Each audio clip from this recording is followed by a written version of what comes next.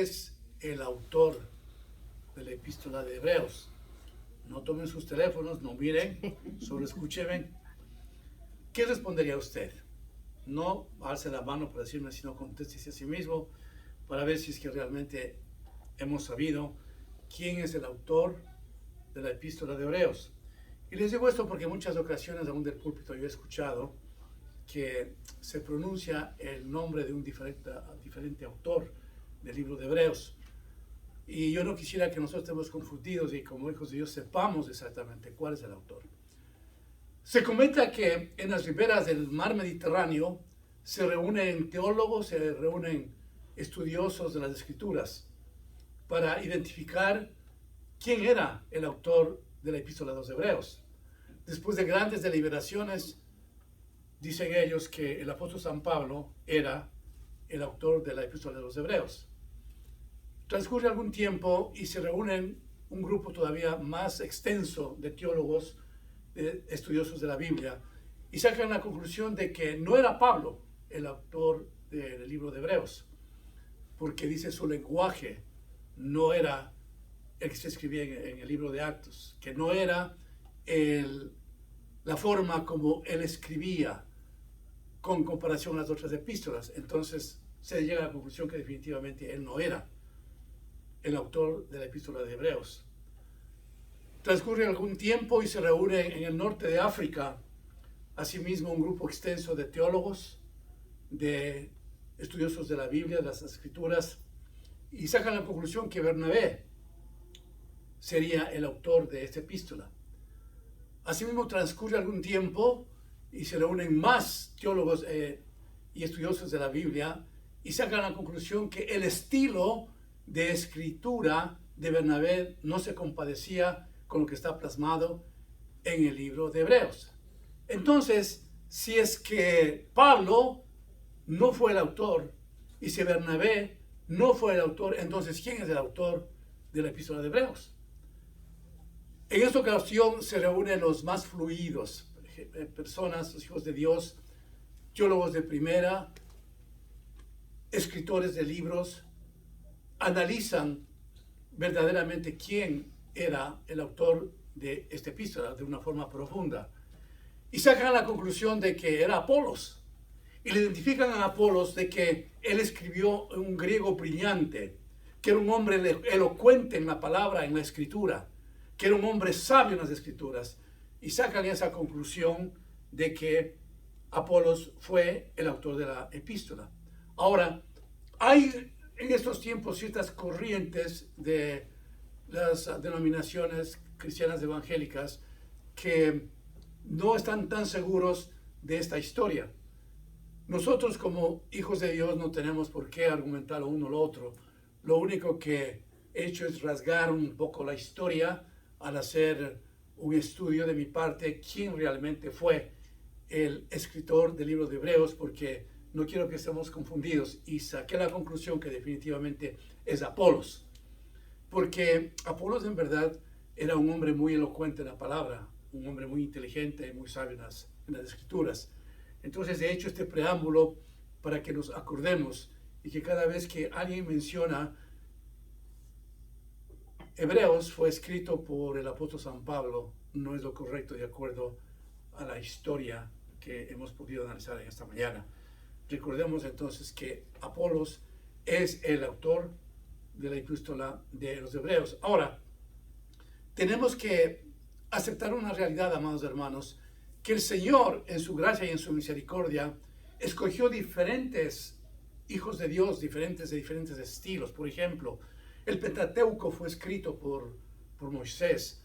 Dice así como la historia que él fue un hombre científico, el mejor arquitecto, el mejor ingeniero, un hombre muy sabio porque se educó justamente en egipcio en la época de primera. Él realmente desde niño estuvo junto a ellos y obtuvo una educación de primera.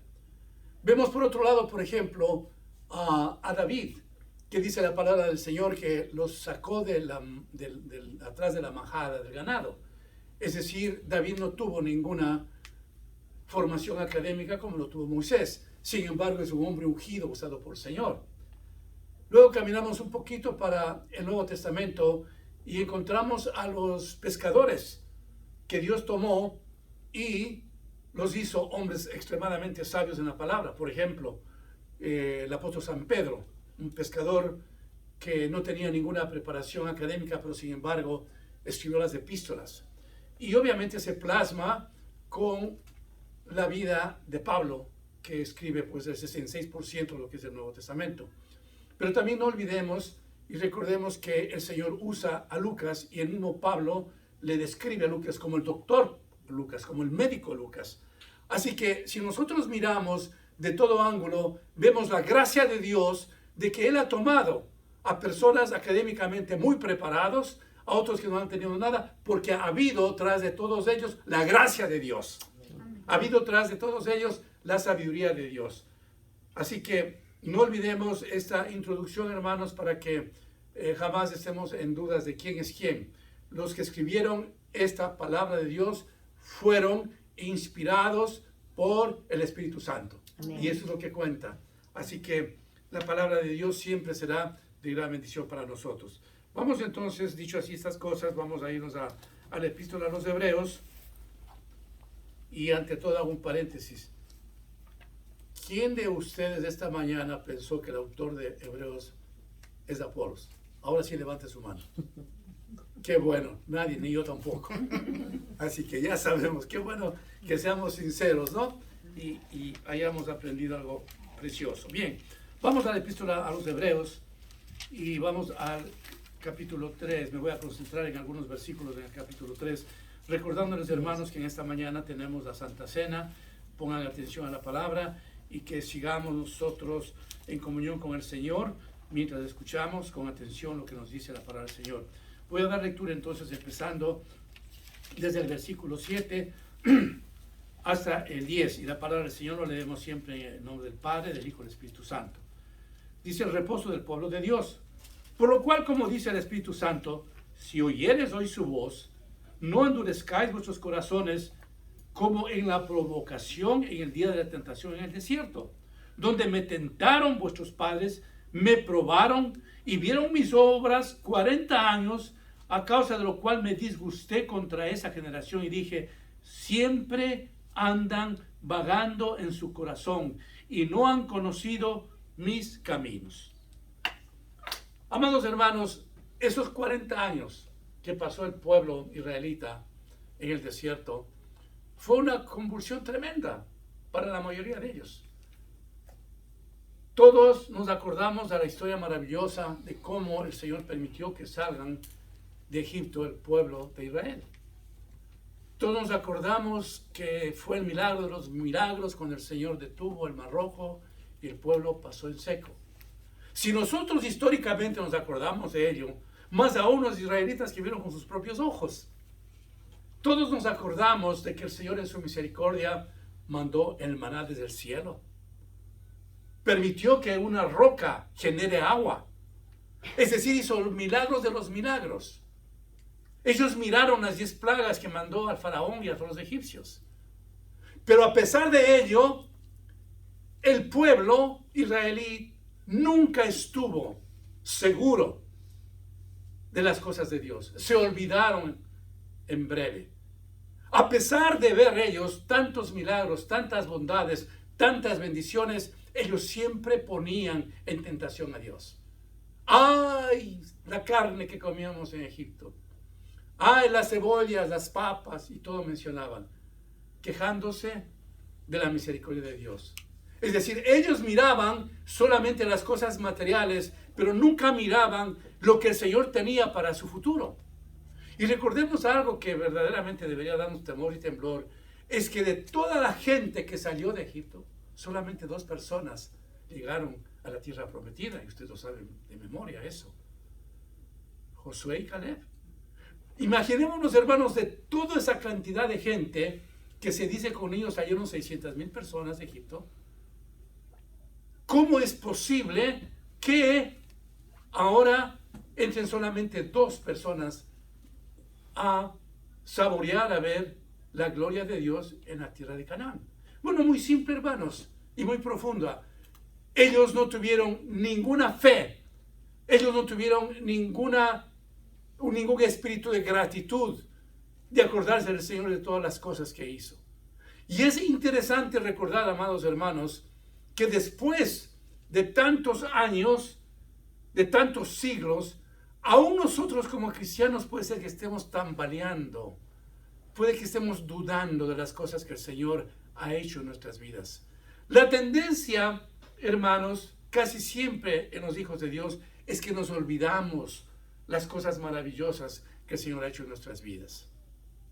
Y nos acordamos solamente de las cosas que necesitamos y que no la tenemos todavía. Pero las cosas que el Señor ha hecho maravillosamente en nuestras vidas dejamos atrás y no hay realmente ese sentido de gratitud y agradecimiento al Señor. Amados hermanos, qué grave que es esa postura de un cristiano, el no reconocer la grandeza de Dios. Por ejemplo, nosotros debemos en primera instancia, hermanos, reconocer la salvación. Hemos cantado algo maravilloso que los hermanos nos dijeron en esta mañana. ¿Qué es la sangre? ¿Qué ocurrió con la sangre de Cristo? El mero hecho que usted y yo tengamos, hermanos, la salvación eterna y que no estamos yendo a Canaán, que era un territorio donde sí, en verdad, abundaría leche y miel, pero era un Canaán temporal.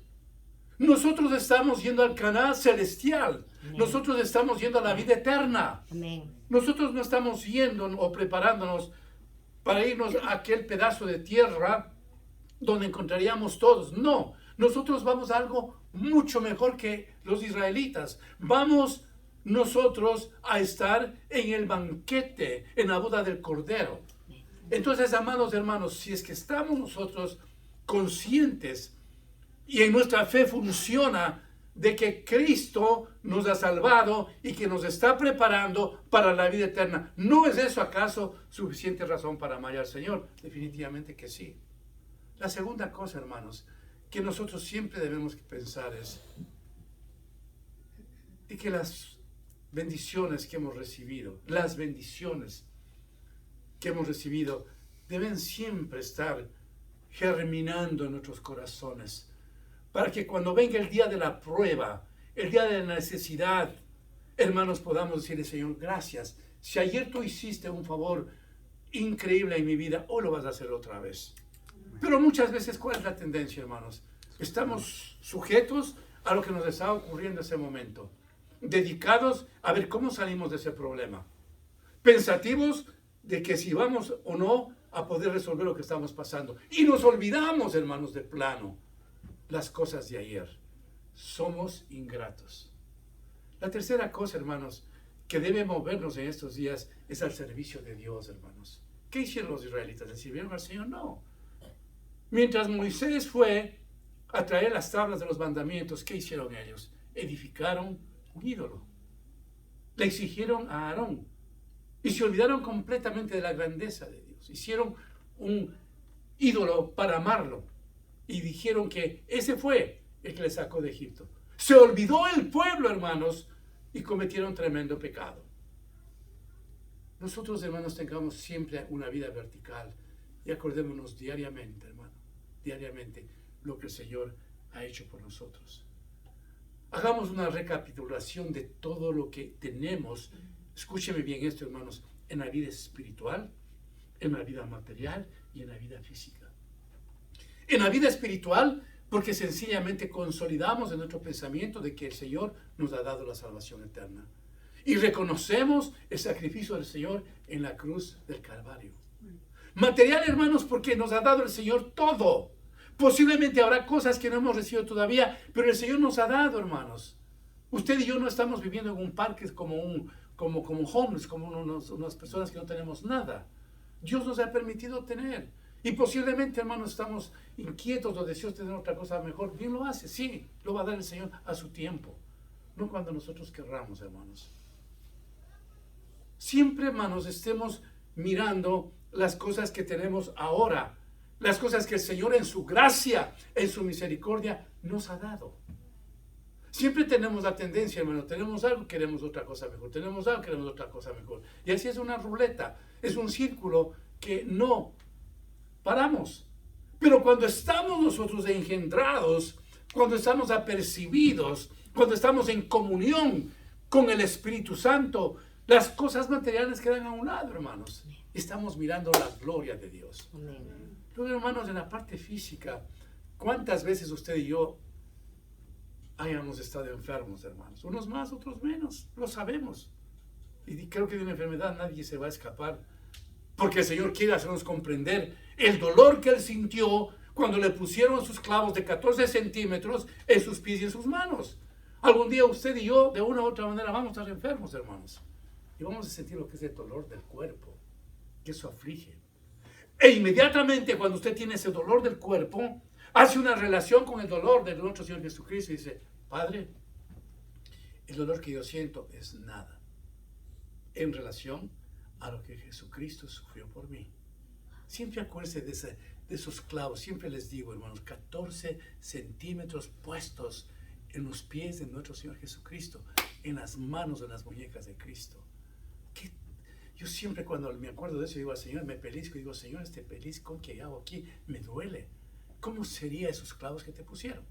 Entonces, cuando los hijos de Dios estamos a percibir las cosas del Señor, entendemos el sufrimiento de nuestro Señor Jesucristo. Ahora, Dios hace una reminiscencia de que el pueblo suyo no estaba apercibido a las cosas de Él. El pueblo de Él no entendió la gracia de Dios, el favor de Dios, la bendición que ellos tuvieron.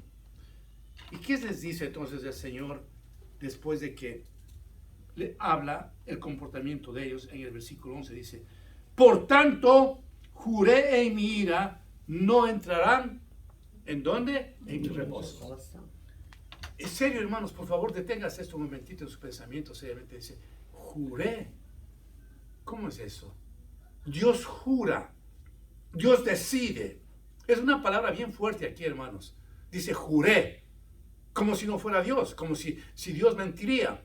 Pero Él nos recalca para hacernos entender a nosotros que cuando Él dice una cosa, lo hace. Dice, y juré que ellos no entrarán a la tierra prometida. ¿Lo cumplió el Señor? Claro que lo cumplió el Señor. Así es que estamos nosotros mirando ya a un Dios, sí de bondad, sí de amor, que le sacó con tantos beneficios de Egipto a ellos. Pero también, hermanos, nos dice la palabra de Dios que tenemos un Dios que es fuego consumidor, hermanos. Es un Dios de amor, de esperanza. Nos ha perdonado nuestros pecados, ha hecho todas las cosas, pero también es un Dios, hermanos, que no permite que nosotros estemos en una vida de pecado. No nos permite, no se puede aceptar una vida que no complazca al Señor cuando le hemos conocido, hermanos. ¿Sabe por qué? Porque nosotros estamos pisoteando la sangre de Cristo. En el versículo 12, mirad, hermanos, que no haya en ninguno de vosotros corazón malo de incredulidad para apartarse del Dios vivo. Nos está diciendo, hermanos, que en contexto cristiano, en la iglesia de Cristo, no debe haber nadie que tenga un corazón malo que le permita apartarse de las cosas de Dios. No debe haber eso. En el pueblo de Dios no puede haber una sola persona que esté con un corazón difícil, tremendo. ¿Por qué? Porque sencillamente esa persona no está yéndose en dirección correcta hacia la gloria de Dios. Y entonces nosotros tenemos que ayudarnos, hermanos. ¿Cómo tenemos que ayudarnos? Dando una palabra de esperanza, dando una palabra de ánimo. Recordemos, hermanos, nosotros no somos acusadores. El único acusador es el enemigo. Nosotros no podemos decir, mira, hiciste esto, otro, y apuntamos con la mano. No. Pero sí podemos nosotros, hermanos, dar una palabra de consuelo. Mira, no creo que lo que estás haciendo es correcto. Mira, no creo que la manera que piensas es correcto. Nos permite la palabra del Señor decir eso. Y cuando lo hacemos con amor, y cuando lo hacemos en la unción del Espíritu Santo, esa palabra cae en terreno fértil. Y por lo consiguiente hay renovación de espíritu en esa persona. Hay arrepentimiento. Porque estamos diciendo las cosas del Señor. Hermanos amados, escuchen bien esto. Nunca el pueblo de Dios tiene que apuntar con el dedo para acusar a nadie. Porque el Señor nos identifica que todos somos pecadores. Pero sí podemos con amor, hermanos, dentro de la familia, fuera de la familia, en la iglesia, fuera de la iglesia, pues si no creo que está bien lo que tú estás haciendo, diciendo, pensando. Eso nos edifica. ¿Cuántas veces a mí me han dicho eso, hermanos? Edifica. Ahora, cuando estamos arrogantes, cuando estamos con orgullo y decimos somos cristianos, no queremos que nadie nos diga nada, porque nos creemos los supermanes. Y nos creemos que estamos haciendo lo correcto, hermanos. ¿Se acuerdan ustedes de David, por ejemplo? Aquel hombre consagrado al Señor, el ungido de Jehová, el tomado desde la majada del ganado. Cuando va a visitar el profeta, no. Él no se dio cuenta de su pecado. Ustedes saben la historia cómo identifica el profeta sin ningún miedo y le dice bum, bum, bum, bum, bum a David. No acusándole, sino poniéndole un ejemplo. ¡Ah, no! Esa persona que ha hecho ese pecado, que ha hecho esta cosa, tiene que ser condenada a muerte. David, eres tú el que hiciste eso. ¡Wow! ¿Cómo se habrá quedado ese rey? Al profeta para mandarle a que le corten la cabeza. Pero el profeta no fue con el ánimo de hundirle al rey David, sino para hacer notorio el pecado que había cometido. Entonces Dios usó a su profeta para encarar la situación con David, para que él a su vez reflexione, hermanos. Así es que tengamos humildad, agachemos la cabeza, hermanos, cuando alguien nos dice algo. No seamos rebeldes, hermanos. Cuando nos dice alguna persona algo, hermanos, por favor, hermanos, aceptemos y digamos, sí, en verdad, Señor, tú me estás redarguyendo mi vida, me estás hablando porque necesito. Gracias que estás usando al esposo mía para decir, a la esposa, a mis hijos, a mi hermano, Gracias, Señor. Ese es el desarrollo que existe en nuestras vidas, hermanos. Que alguien nos diga algo. Porque creemos como David de que no hemos hecho nada y todos estamos muy súper espirituales, muy súper santos. No. Usted y yo, hermanos, siempre tenemos un espacio para crecer en las cosas del Señor. Siempre. Nadie puede decir, no necesito, ya, yo estoy tan bien espiritualmente, no necesito. ¿Sabe lo que dice el Señor? El que quiere estar firme, mire que no caiga. ¿Sabe qué dice el Señor? Sin mí, nada podéis hacer. Entonces, cuando nosotros nos acercamos ante la presencia del Señor con humildad, cuando escuchamos algo de alguien que nos dice para edificación nuestra, aceptemos, hermanos. ¿Cuántas veces estoy hablando en mi vida de hijo del Señor? ¿Cuántas veces he encontrado hermanos tan humildes, hermanos, que les he dicho esto, y han aceptado? Y muchas veces he encontrado hermanos en Cristo de tantos años que se le ha dicho alguna cosa y se ponen rebeldes, y se ponen disgustados, y se ponen a la defensiva. Por lo menos yo creo que David, cuando el profeta le dijo el pecado de él, no estuvo en una posición de decir, vete de aquí y no te acepto, porque no es así. Aceptó, hermanos. Así que nosotros, hermanos, estamos escuchando la palabra cuando el Señor nos está diciendo que no debemos tener ninguno de nosotros un corazón malo para apartarnos de Dios vivo. En el 13, antes exhortaos los unos a los otros cada día, entra tanto que se dice hoy que ninguno de vosotros se endurezca por el engaño del pecado, algo que ya acabo de explicar. En el versículo 14 dice, porque somos hechos participantes en Cristo, con tal que retengamos firme hasta el fin nuestra confianza del principio. ¿Hasta cuándo hay que mantener la palabra viva del Señor, hermanos? Hasta el fin. El que preservara hasta el fin, ese será salvo. No es un asunto que cuando recién entramos al Señor y tenemos ese primer amor, que queremos ir a todo el mundo, que Cristo vive, no.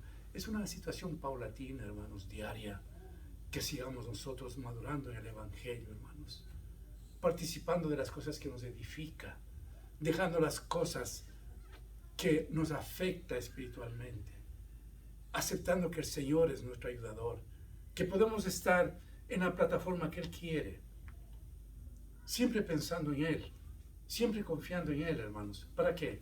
Para que tengamos una vida de victoria, una vida tranquila. Porque usted y yo sabemos, hermanos, el momento que viene el terremoto, el tsunami a nuestras vidas, y usted ha estado bien plantado en el Señor, usted no empieza a temblar. Más bien usted dice, Señor, este es el momento en que tú me vas a ayudar y en breve veré tu gloria. Hay ocasiones, hermanos, que la situación que vivimos no se compone de la noche a la mañana. A veces dura semanas, a veces dura meses, a veces dura años. ¿Recuerdan ustedes la vida de José? Un hombre valioso, un hombre que amaba al Señor, un hombre con toda verticalidad en su vida. ¿Cuántos años padeció él? 13 años. Pero después de los 13 años de tormenta, le vino la bendición. Así es que, hermanos, los problemas, circunstancias que podemos nosotros vivir, no creo que la vamos a pasar 13 años.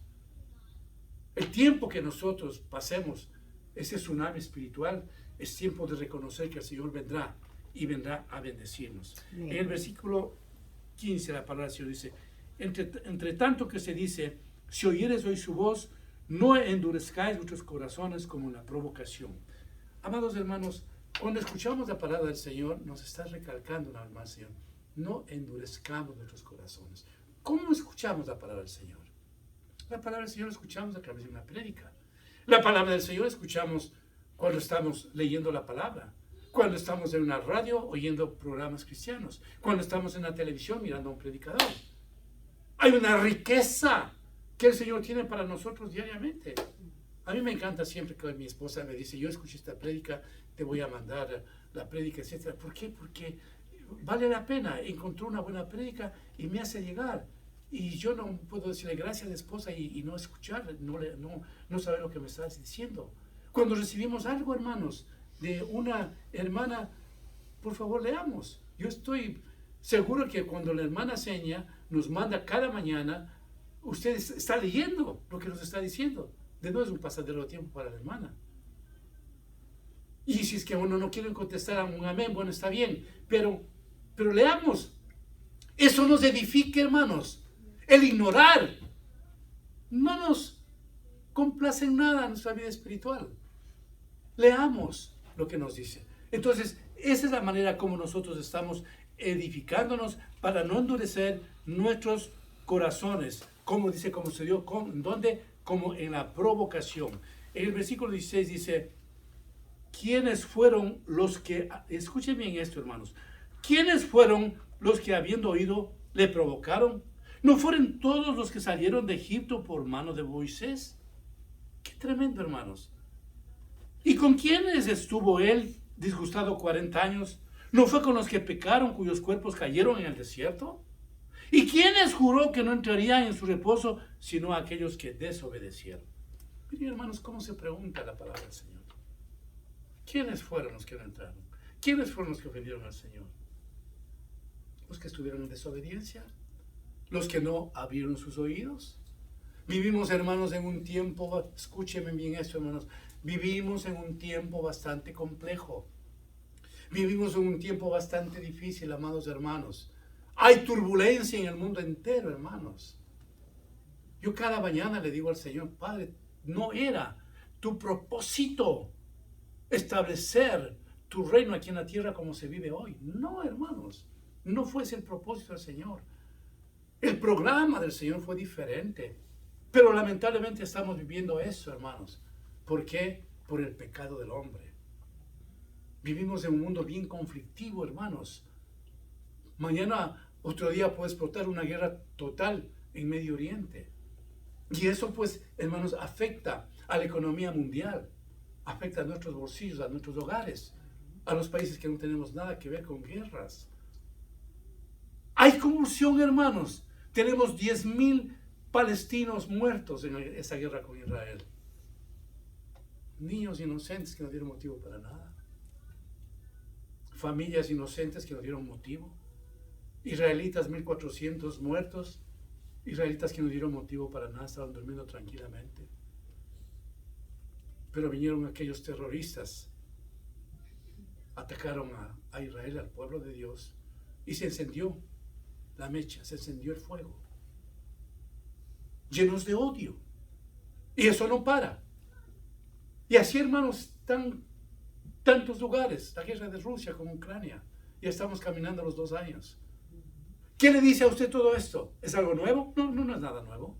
La palabra del Señor está escrita que nos dice en los últimos tiempos habrá guerras, rumores de guerras, habrá terremotos, inundaciones, plagas. ¿No es eso lo que estamos viviendo ahora?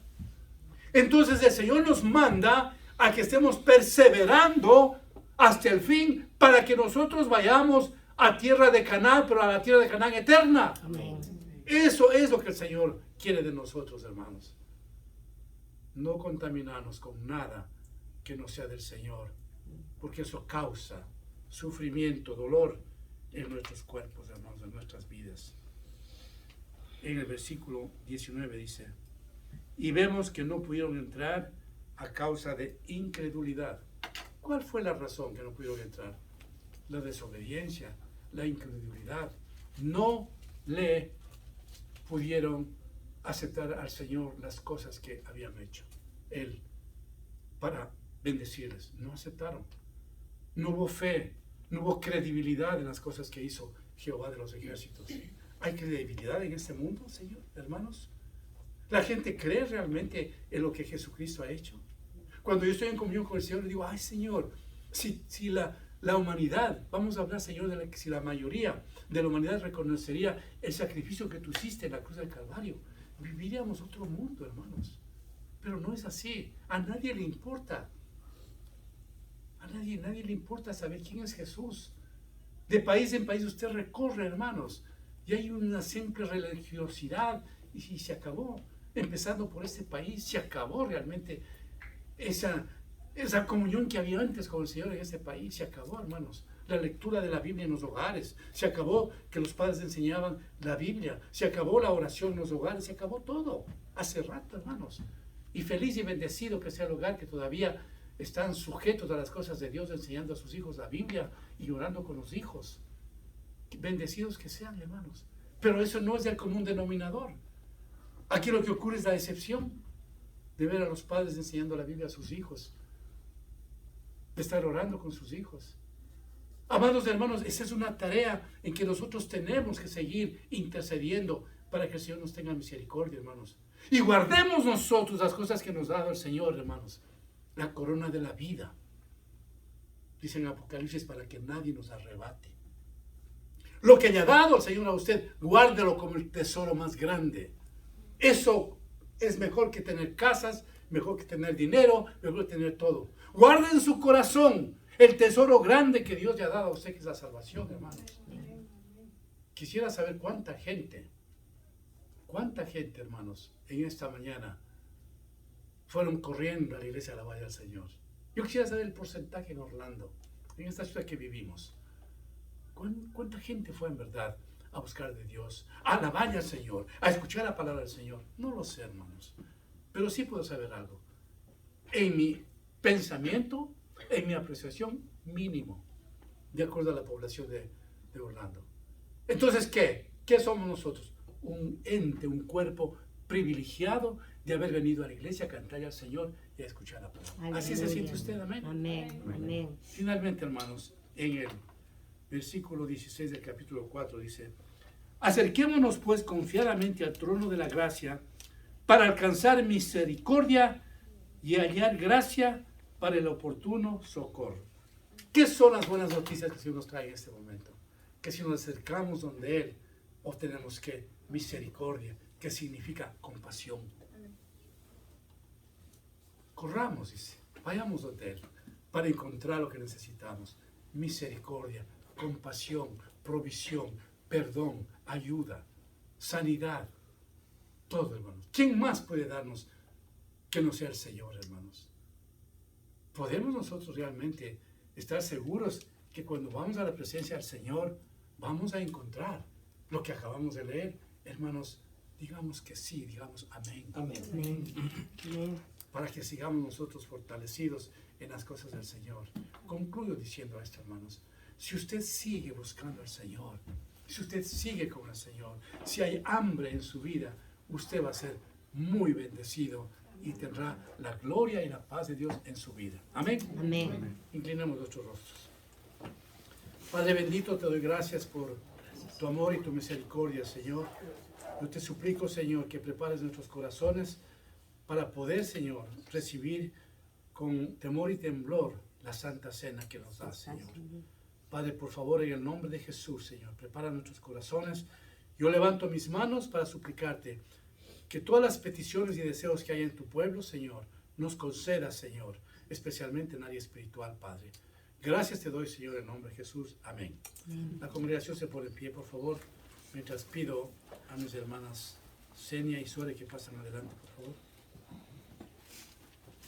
Y si Davidito puede alzar esta un poco caliente, ¿no?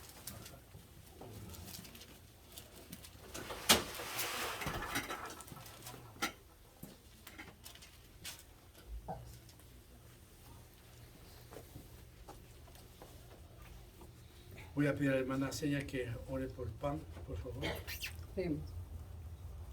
Padre, continuamos delante de tu presencia, Señor. Agradecidos a ti, Señor, por este hermoso momento. Gracias por esta palabra que escuchamos hoy, Señor, de parte de ti, en la boca de nuestro hermano pastor, Señor. Gracias, mi Dios. También te damos las gracias, oh Dios, por el privilegio que tenemos de poder celebrar tu Santa Cena, Señor. De poder celebrar, oh Dios, este último momento que tuviste para que nosotros fuéramos salvos, Señor. Así es, Padre. Gracias, mi Dios, porque con este pan representamos, oh Dios, tu cuerpo cuando fue partido, Señor, cuando fue molido en la cruz del Calvario, Señor. Sí, Señor. Gracias, mi Dios, por ese sacrificio tan grande que hiciste, Señor, para que nosotros hoy podamos ser salvos, Señor. Gracias, mi Dios, en el nombre poderoso de Jesús. Amén. Sore. Te damos gracias, mi Dios. Seguimos en tu presencia, agradeciéndote, Padre, por este día. Gracias por este momento, mi Dios, que tú una vez más nos permites estar delante de tu presencia, mi Dios, Sí, sí. para gozarnos de este momento, mi Dios. En obediencia venimos, Padre Santo, recordando, mi Dios, esta cena que tuviste con tus apóstoles, Padre Santo. Gracias, mi Dios. Te pedimos que seas tú bendiciendo, mi Dios, este vino que representa tu sangre Amén. que fue derramada en la cruz por cada uno de nosotros. Sí, sí. Esa sangre que nos dio salvación. Mm. Gracias, oh Jesús, por tu obediencia. Gracias por esa sangre que nos limpió, que nos purificó y que nos libertó. Gracias, Padre Santo. En el nombre de Jesús. Amén. Amén. Amén.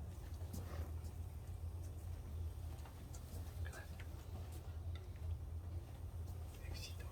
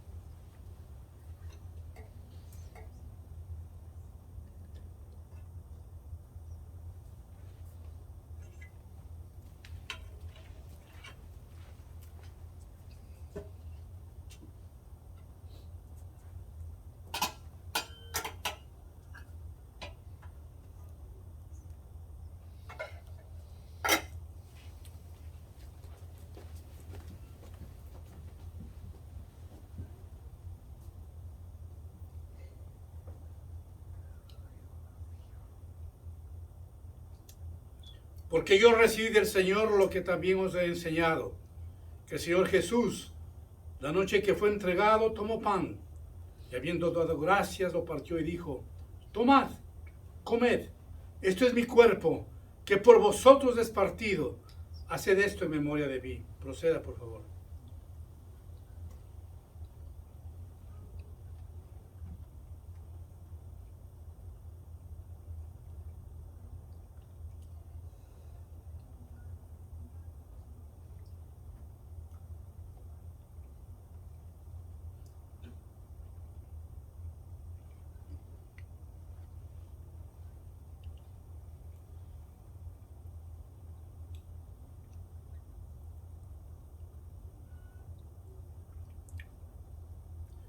Asimismo tomó también la copa después de haber cenado, diciendo: esta copa es el nuevo pacto en mi sangre. Haced esto todas las veces que la bebieres en memoria de mí. Proceda, por favor.